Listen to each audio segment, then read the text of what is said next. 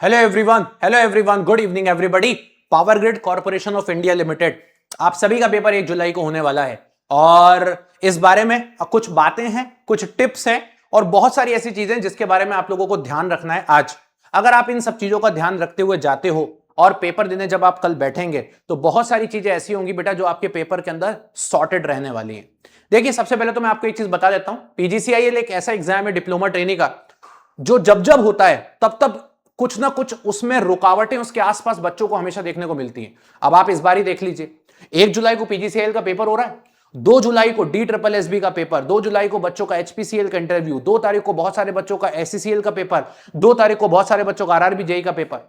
और इन सभी चीजों के बारे में बच्चा जब देख रहा था, अचानक से एक दिन पहले यह पता चलता है कि 30 तारीख को बच्चों का इफको जेईटी का पेपर। आज बच्चे बहुत दिन से परेशान थे इफको जेईटी को लेकर। तो बहुत सारी चीजें पावर ग्रिड के आसपास देखने को मिलती हैं। दूसरी बात, पावर ग्रिड की अपनी क्राइटेरिया कुछ इस प्रकार का है, बीटेक के बच्चों को बिठाएंगे नहीं, डिप्लोमा प्लस बीटेक के बच्चों को लेंगे नहीं, किसी बच्चे का बीटेक चल भी रहा होगा डिप्लोमा के साथ तो भी अलाउ नहीं करेंगे। परसेंटेज क्राइटेरिया, ये क्राइटेरिया भी इस लेवल पे बढ़ जाता है कि नंबर ऑफ कैंडिडेट जो जेन्युइन होते हैं पीजीसीआईएल के लिए वो भी बहुत कम हो जाते हैं। इस बार आप देख लीजिए 21,000 बच्चों ने फॉर्म भरा है, फॉर्म 21,000 बच्चों ने भरा है। अगर मैं इसकी नॉर्मल अटेंडेंस देखता हूं तो 60% के हिसाब से मुश्किल से 13,000 बच्चे सोच रहे होंगे कि पेपर देंगे, और वो भी कब, जब ये आसपास के अड़ंगे नहीं लगते। इन आसपास के अड़ंगे लगने के बाद ये बच्चा इतना कम होने वाला है कि मुझे मोटा मोटा लगता है कि 8-8,500 के आसपास बच्चे ऐसे होंगे जो पीजीसीआईएल का पेपर देने जाने वाले हैं।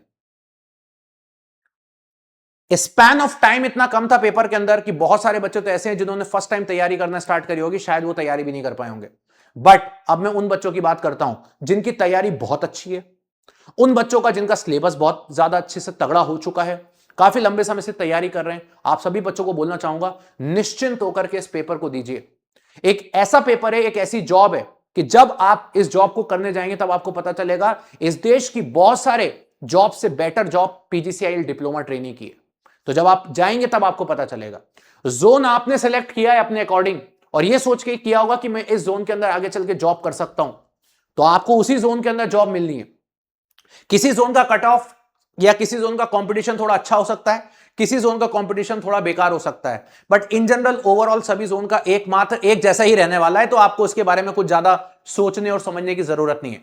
अब कुछ कुछ टिप्स हैं जो मैं आप लोगों को देना चाहूंगा। पहले, सबसे पहली इंपॉर्टेंट बात, जब आप कल पीजीसीआईएल का पेपर देने जाएं तो आप जब लैब में पेपर देंगे बैठ के, तो बेटा एक चीज ध्यान रखना, सभी बच्चों को मैं बोलना चाहूंगा, जब आप सिस्टम पे पेपर दे रहे होंगे या जहां भी आप पेपर दे रहे होंगे, थोड़ी सी वर्किंग कंडीशन लैब की अच्छे से चेक कर लीजिएगा। कहीं ऐसा ना हो कि आपका सिस्टम में कोई इशू हो और आप फिर भी पेपर देने बैठ जाएं।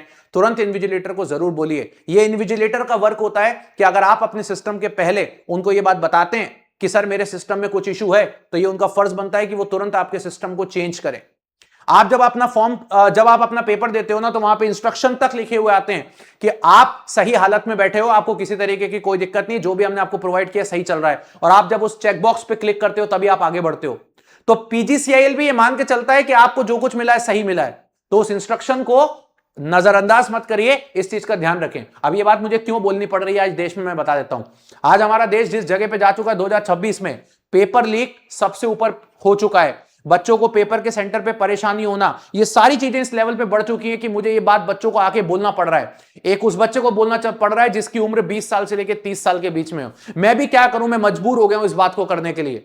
क्या पता भाई कल को आपके सेंटर पे कोई दिक्कत नहीं हो, मोहित सर तो हर सेंटर पे अवेलेबल नहीं है, क्या पता आपके सेंटर पे दिक्कत हो, बाकी किसी बच्चे के सेंटर पे दिक्कत ना हो, तो आपके पेपर को खराब करने के लिए आप ही रिस्पॉन्सिबल बन जाओगे। इसलिए अगर आपको लगता है कि कुछ इस तरीके की चीजें आपके सेंटर पर अवेलेबल है, तो थोड़ा सा उस पर नजर रखिएगा और जरूर उस बात को तुरंत आकर के सबसे पहले इन्विजिलेटर को बोलिएगा। सबसे पहले इन्विजिलेटर को बोलने के लिए इसलिए बोल रहा हूं क्योंकि आप वहां पे किसी और को बोलोगे, कोई आपकी बात नहीं सुनेगा। वहां पर मैं भी अवेलेबल नहीं हूं, वहां कोई अवेलेबल नहीं है, शायद आपके फोन भी वहां अवेलेबल नहीं है। इन्विजिलेटर को बोलना आपका सबसे बड़ा काम है। जब आप इन्विजिलेटर को बोलोगे वो चीज, तो आसपास और भी बच्चे देखेंगे, जब और बच्चे देखेंगे तो कहीं ना कहीं उस सेंटर की बात नोटिस होगी, और अगर उस सेंटर पे कुछ भी गड़बड़ी होगी तो definitely we will fight for it. तो ये चीज का ध्यान रखिएगा। उसके बाद की चीजें तो हम खुद भी देख सकते हैं, समझ सकते हैं। दूसरा पॉइंट, जब आप एग्जाम दे रहे होते हैं तो आपको भी पता है कि आपका टेक्निकल पोर्शन और नॉन टेक्निकल पोर्शन दोनों आपके पास है। पीजीसीआईएल की मैं बात करता हूं तो बेटा पीजीसीआईएल का टेक्निकल पोर्शन का 80% पोर्शन हमेशा इजी टू मॉडरेट रहता है, और 10 से 15% पोर्शन में कुछ क्वेश्चन ऐसे होते हैं जो थोड़े से आ जाते हैं कभी कभी, जरूरी नहीं कि हर बार आए। तो मैं आपको एक ही चीज बोलूंगा, आप 120 में से टेक्निकल में आराम से अपना 95-100 मार्क्स तक ला सकते हो, आपको कोई नहीं रोक सकता। लेकिन वहीं मैं जब नॉन टेक की बात करता हूं, तो नॉन टेक्निकल का एप्टीट्यूड, रीजनिंग और ये सारी चीजें तो आप कर ही लोगे, जहां तक अगर आपने अच्छे से तैयारी करी है। कोशिश करिएगा कि इंग्लिश के क्वेश्चन आपके गलत ना हो, क्योंकि नॉन टेक में एक अच्छा स्कोर तभी बच्चे का बन पाता है जब वो इंग्लिश गलत नहीं करता। और ऐसे करके मैं आपको बताना चाहूंगा एक सेफ स्कोर जो है, सेफ स्कोर तो नहीं बोलूंगा, एक चीज बताऊंगा कि इतना आप टारगेट लेके चलो, आप सोच के चलो कि यार मेरे 130 से नंबर तो कम किसी भी सिचुएशन में नहीं आने चाहिए, चाहे मैं किसी भी जोन से फॉर्म भरा हूं, किसी भी कैटेगरी का स्टूडेंट हूं। इतना आप एक टारगेट अपना लेकर के चलिए। अगर आपने टेक्निकल की मेरी सारी क्लासेस करी, मैं आपको जेन्युइनली बोल रहा हूं, आपका पेपर बहुत अच्छा जाएगा। एक तीसरी बात, जब आपका पेपर सुबह 11 बजे खत्म हो जाएगा, तो मोहित सर आपके लिए, मैं आपके लिए 11 से 11:30 के बीच में लाइव अवेलेबल रहूंगा फॉर एग्जाम एनालिसिस। इस एग्जाम एनालिसिस के अंदर मैं खुद अवेलेबल रहूंगा और मैं जितने क्वेश्चन हो सकते हैं उतने सारे डिस्कस करूंगा। एग्जाम एनालिसिस के बाद ही मैं आपको पेपर का लेवल भी बता दूंगा, मैं हर चीज बता दूंगा। तो एक छोटी सी रिक्वेस्ट रहेगी, आप शांतिपूर्वक पेपर दे दीजिएगा। पेपर के बाद आप निकलिएगा, अपने आप को थोड़ा ठंडा कर लीजिएगा, बस ट्रेन जो भी आपको पकड़नी है बैठ जाइएगा, उसके बाद मेरी लाइव क्लास में जरूर आइएगा, मैं आपको बहुत कुछ बताने वाला हूं एग्जाम एनालिसिस के लिए।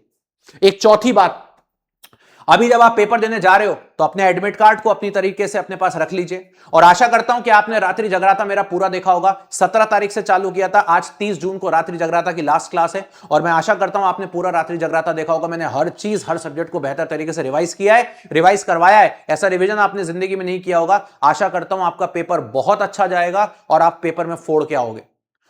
पांचवी बात, जिन बच्चों का पेपर पावर ग्रिड के बाद 2 तारीख को एससीसीएल या आरआरबी जेई का है, तो आप अपने अगले पेपर के लिए पैनिक मत होइएगा, हड़बड़ाइएगा मत। शांति से कुछ भी ऐसा मत सोचिएगा कि अब पीजीसीआई लाऊंगा, अब ये देने जाऊंगा, और फिर बीच में आप हड़बड़ा रहे हैं। ऐसे चक्कर में आप अपना 2 तारीख का पेपर को बिगाड़ सकते हो। तो आप आराम से पेपर दे दीजिए पीजीसीआई का, आराम से नींद मार के शांत से रहिए, कुछ मत पढ़िएगा। कल एक मैराथन लूंगा 4 बजे, बस उस मैराथन को देख लीजिएगा और आप आराम से अपना कोल इंडिया का पेपर हो या आरआरबी जेई सीबीटी 2 का, जो भी आपका पेपर 2 तारीख को है, शांतिपूर्वक देने जाइएगा। उसमें घबराइएगा मत कि यार मेरा ये हो जाएगा, वो हो जाएगा, क्या कर लूं, और आप ट्रेवलिंग में इधर से उधर भाग रहे हो, समझ रहे हो, मत करिएगा ऐसा कुछ। अगर आपको लगता है कि दोनों दिन आपके लिए मैनेजेबल नहीं है, अगर आपको लगता है आपका पावर ग्रिड या दूसरे दिन आपका कोई भी पेपर मैनेजेबल नहीं है, तो आप कोई भी एक एग्जाम छोड़ दीजिए, ये मैं आपको डायरेक्टली बोलता हूं। लेकिन एक के चक्कर में दूसरे को मत बिगाड़ना, ये मैं आपको पहले ही बोलता हूं। ये कुछ 5 बातें हैं। और सबसे लास्ट बात, मेरा आशीर्वाद पूरा आपके साथ है। मस्त पेपर जाएगा, मस्त पेपर फोड़ के आओ, ठीक है।